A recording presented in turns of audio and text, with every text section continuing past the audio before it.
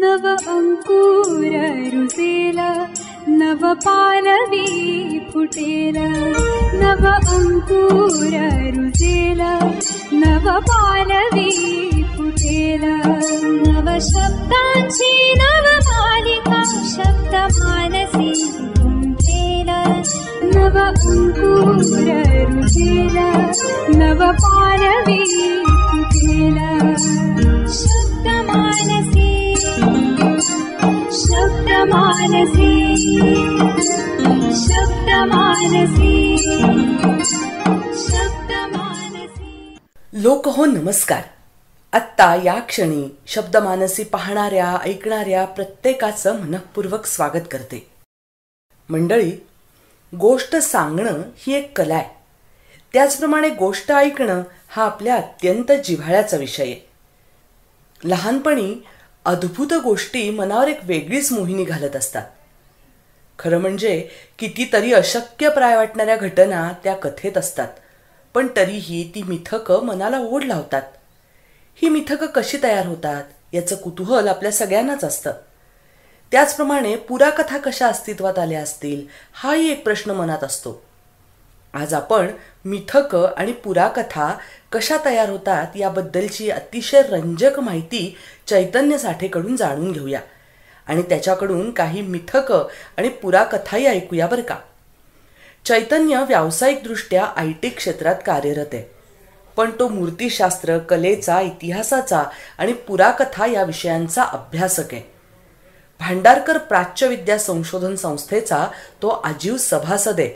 त्याचबरोबर संस्थेत Infosys visiting research fellow म्हणून कला आणि पुराकथा यांचा सहसंबंध दाखवण्यासंदर्भात त्यानं संशोधन केलंय. चला त्याच्याकडून आज काही मिथकं आणि पुराकथा ऐकूया आणि त्याबद्दलची माहिती पण जाणून घेऊया. नमस्कार. आज आपण बोलणार आहोत मिथकांच्या बाबतीत. मिथकं म्हणजे काय याचा जर आपण विचार केला तर मिथकं ह्या वेगवेगळ्या कथा आपल्याला असलेल्या दिसून येतात. मिथक या शब्दाचा जर मूळ शब्द आपण बघितला तर तो संस्कृतमधला मिथ्या असा एक शब्द येतो.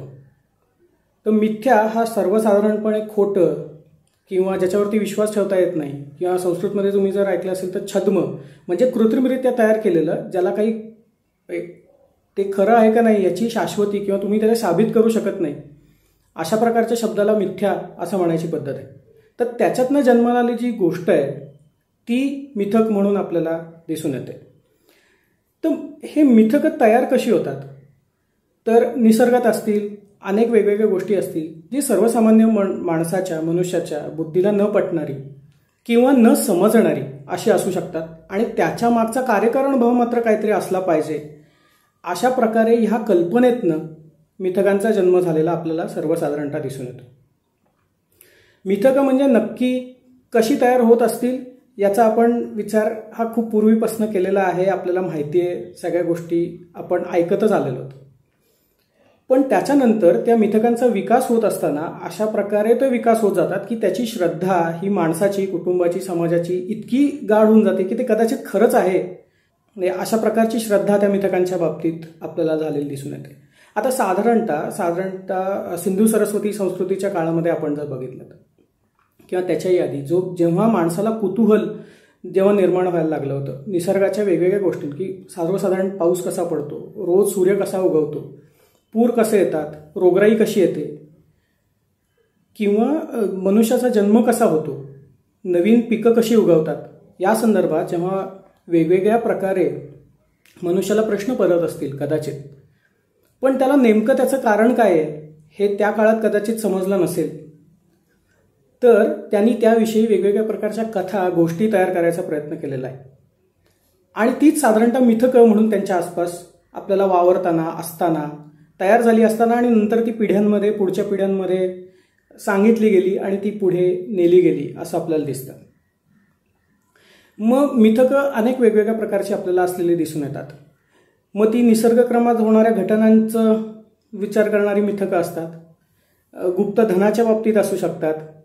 नेहमीचा आवडता जो मिथकांचा प्रकार आहे तो म्हणजे दुष्ट मिथकं, किंवा ज्याच्यामध्ये ज्याला भूत, खेत, गुप्त धन किंवा अशा प्रकारच्या चमत्कृतीपूर्ण नैसर्गिक अनैसर्गिक शक्ती, अतिमानवीय शक्ती, अतेंद्रिय शक्ती, अशा प्रकारची मिथकही आपल्याला पछाडलेला वाडा असेल किंवा कुठे वेगवेगळ्या प्रकारची स्पिरिट्स या अर्थी ते जर फिरताना दिसत असतील, यक्ष देवचारांच्या गोष्टी असतील, अप्सरांच्या गोष्टी असतील, ह्या सगळ्या गोष्टी अशाच भावातनं तयार झाल्या. त्याच्यामागे रंजन हे काम होतं. कधी त्याची पुढे जेव्हा त्याचं विकसित होत जातं, त्या मिथकांचा विकास होत जातो, तसं प्रबोधनाचं कामही केलेलं अनेक लोकांनी त्याच्यामध्ये दिसू शकतं. म्हणजे त्याच्यामध्ये तत्कालीन समाजाची मूल्य ही जसजशी त्या मिथकांमध्ये घातली जाऊन त्याची बोधप्रद कथा तयार करायचा प्रयत्न झाला, तेव्हा मग पंचतंत्र, हितोपदेशासारखे बोलणारे प्राणी, माणसांसारखे वागणारे प्राणी, त्यांना असणारी सुखदुःख, ते माणसासारखे वागू शकतात. म्हणजे ते मित्र बनवू शकतात, ते एकमेकांना धोका देऊ शकतात, ते एकमेकांचा द्रोह करू शकतात, ते एकत्र मिळून काहीतरी गोष्टी करू शकतात. ही तशी बघायला गेली तर रूपकं ही माणसावरती आहेत, पण ती प्राण्यांवरती लादून तशा प्रकारची मिथकं ही तयार करायचा प्रयत्न झालेला आपल्याला वेगवेगळ्या प्रकारे दिसून येतो. मिथकांचा अभ्यास करणाऱ्याला पाश्चात्य अभ्यासकांनी मायथॉलॉजी असं म्हणलेलं आहे. त्याचा पुराकथा किंवा पुराकथांचा अभ्यास अशा प्रकारे विचार केला जाऊ शकतो. याच्यामध्ये अजून एक मायथोग्राफी नावाचा एक वेगळा विषय आहे की ही मिथकं तयार कशी झाली असतील ह्याचा अभ्यास हा मायथोग्राफी या विषयात होतो. मायथॉलॉजी आपल्याला माहिती आहे, कशा प्रकारच्या देवादिकांच्या कथा, भूताकेतांच्या कथा, परी अप्सरांच्या कथा, देवचारांच्या, देवराईंच्या अनेक वेगवेगळ्या कथा या तिथल्या जशा तयार झालेल्या असतात, तर त्या तयार कशा झाल्या असतील शास्त्रीय पद्धतीने अभ्यास करणारी एक शाखा, अभ्यास शाखा आपल्याला दिसते. ती कदाचित भारतात एवढी आत्ता लोकप्रिय नाही, पण युरोप आणि बाकीच्या जे जुने विद्यापीठ आहेत जे मायथॉलॉजीचा अभ्यास करतात, जे संस्कृती धार्मिक कल्पनांचा अभ्यास करतात, तिथे मात्र या शास्त्रीय विषयाचा अभ्यास केला गेलेला आपल्याला दिसून येतो. आता ही जी मिथकं आहेत ती स्थानिक असू शकतात, ती कदाचित त्या प्रांतापुरती मर्यादित असू शकतात, ती वेगवेगळ्या प्रकारच्या नैसर्गिक स्रोतांबद्दल असू शकतात. म्हणजे नदी असेल, जंगलं असतील, किंवा जुने वाडे असतील, किंवा प्रथा परंपरा असतील, अशा वेगवेगळ्या प्रकारच्या स्थूल भौतिक अशाही गोष्टींवरती या मिथकांच्या कथा आपल्याला तयार झालेल्या दिसू शकतात. म्हणजे त्याच्यामध्ये लोकरंजन आहे, लोकबोध आहे, रुची या अर्थी पण ती मिथकं आपल्याला तिथे असतात.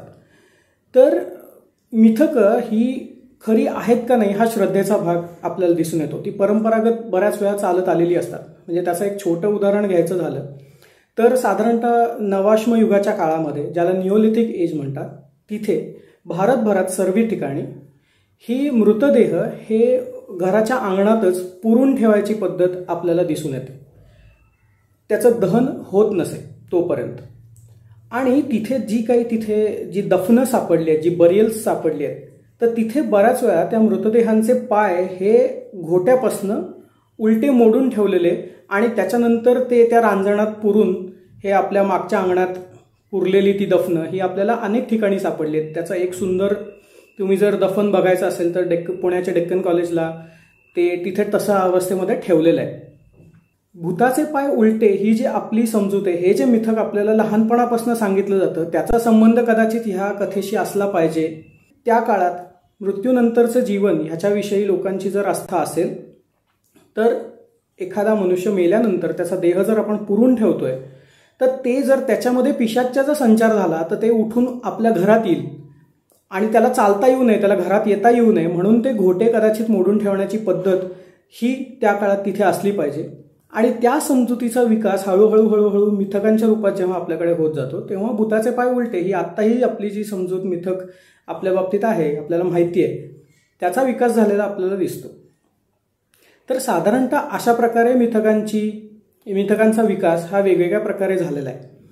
महाभारतातल्या अनेक वेगवेगळ्या प्रकारची आख्यानं आणि उपाख्यानं जी आहेत त्याच्यामध्येही अनेक वेळा बोलणारे पक्षी, बोलणारे प्राणी, चमत्कृतीपूर्ण साप, यक्ष, गंधर्व, किन्नर ह्यांचे वेगवेगळ्या प्रकारचं चित्रण, वेगवेगळ्या प्रकारच्या कथा या तिथे आलेल्या दिसतात आणि त्या मिथक या पद्धतीतच येतात.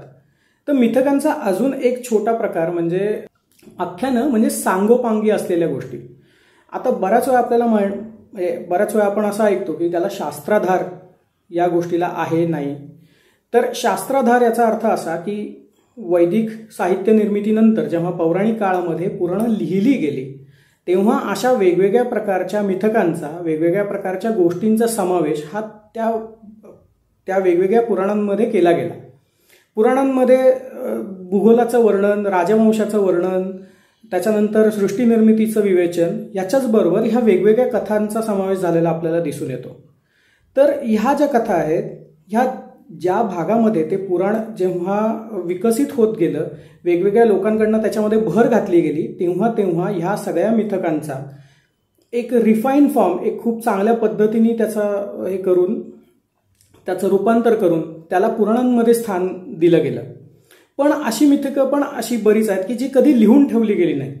त्या समजुती ह्या परंपरागत मौखिक रूपामध्ये एका पिढीकडनं दुसऱ्या पिढीकडे समाजात त्या तशा प्रसृत राहिल्या, तशा समजुतीमध्ये त्या राहिल्या, त्यांचं कधी लिखित स्वरूपात आलं नाही, पण त्या समजुती तशाच राहिल्या.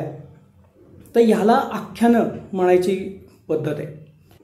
तर या आख्यानांचा प्रकार आपल्याला जर बघायचा असेल किंवा आख्यानं काय आहेत याविषयी जर आपल्याला विचार करायचा असेल तर आख्यानं ही बऱ्याच वेळा एका ठराविक भौगोलिक ठिकाणांपुरती मर्यादित असतात आणि ती त्या भागातल्याच काही सामाजिक मूल्य ही जपत असताना किंवा ती उचलून धरत असताना आपल्याला दिसतात. म्हणजे समजा एखाद्या दक्षिण भारतामध्ये कण्णप्पा नावाच्या एका शैव नायनार नावाचं जे शैव संत जे आहेत त्यांची एक कथा आपल्याला तिथे आलेली दिसून येते की शिवाच्या पिंडीवरती, शिवाच्या लिंगावरती त्याला डोळे दिसले, ते चमकताना दिसणे.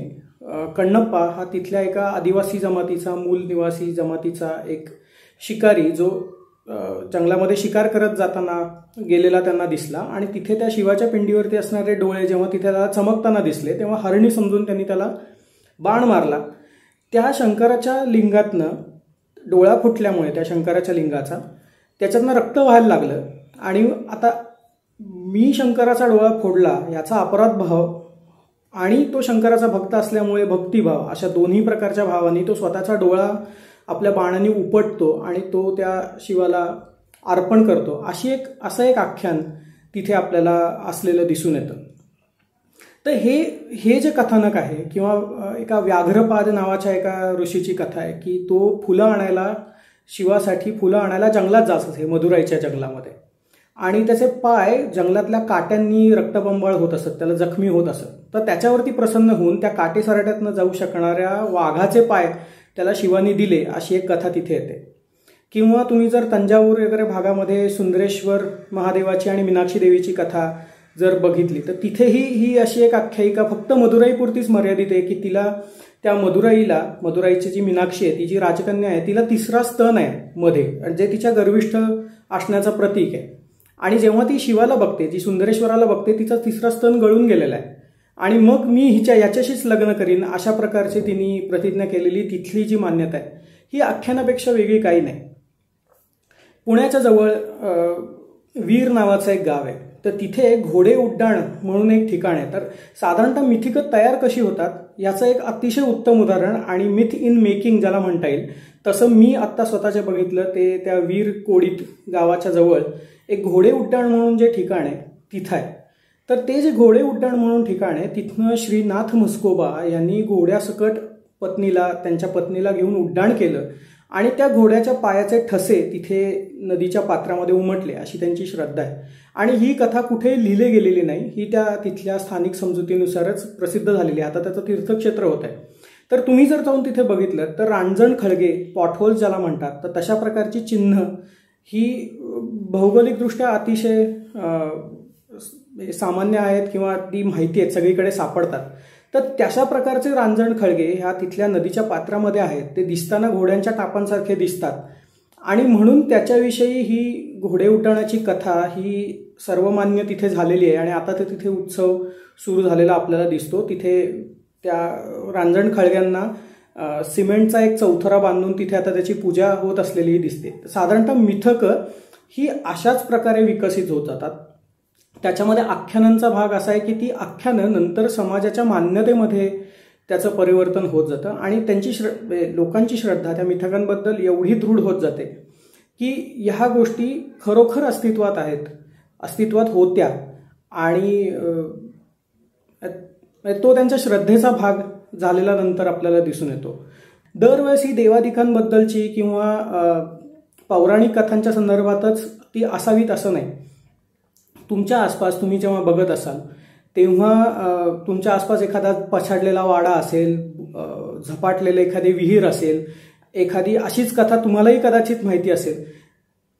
त्याच्यामध्ये वेताळांच्या कथा आहेत, जाखणींच्या कथा आहेत, त्याच्यामध्ये चकव्याच्या कथा आहेत, रस्त्यानं सापडू देणाऱ्या, त्याच्यानंतर क्षेत्रपाल्यांच्या, देवचारांच्या, अशा अनेक वेगवेगळ्या कथा, अनेक वेगवेगळी मिथकं ही आपल्याला तुमच्या आसपास असलेली दिसून येतात. माझं स्वतःचं असं म्हणणं आहे की मिथकं ही माणसाच्या कल्पनाशक्तीचं एक वेगळा पैलू आपल्याला दाखवते.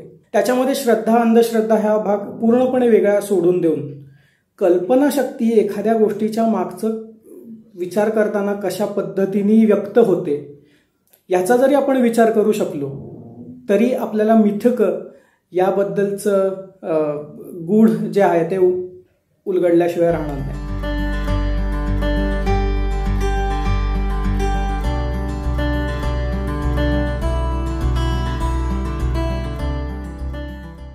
मंडळी, हा व्हिडिओ तुम्हाला कसा वाटला हे कमेंट बॉक्समध्ये जरूर लिहा आणि हा व्हिडिओ तुम्हाला आवडला असेल तर लाईक करा आणि भरपूर शेअर करा. जे लोक शब्दमानसी हे यूट्यूब चॅनल आज प्रथमच पाहत असतील त्यांनी मागचे भागही जरूर पहा आणि असेच कंटेंट रिलेटेड व्हिडिओज बघण्यासाठी शब्दमानसी हे यूट्यूब चॅनल सबस्क्राईब करा. सबस्क्राईब बटना शेजारील बेल आयकॉन आठवणीनं प्रेस करा म्हणजे तुम्हाला आमच्या नवीन येणाऱ्या व्हिडिओचं नोटिफिकेशन मिळेल. बरं तर मंडळी, तुम्हाला पुन्हा भेटण्यासाठी आज इथेच थांबते. नमस्कार. शब्दमानसी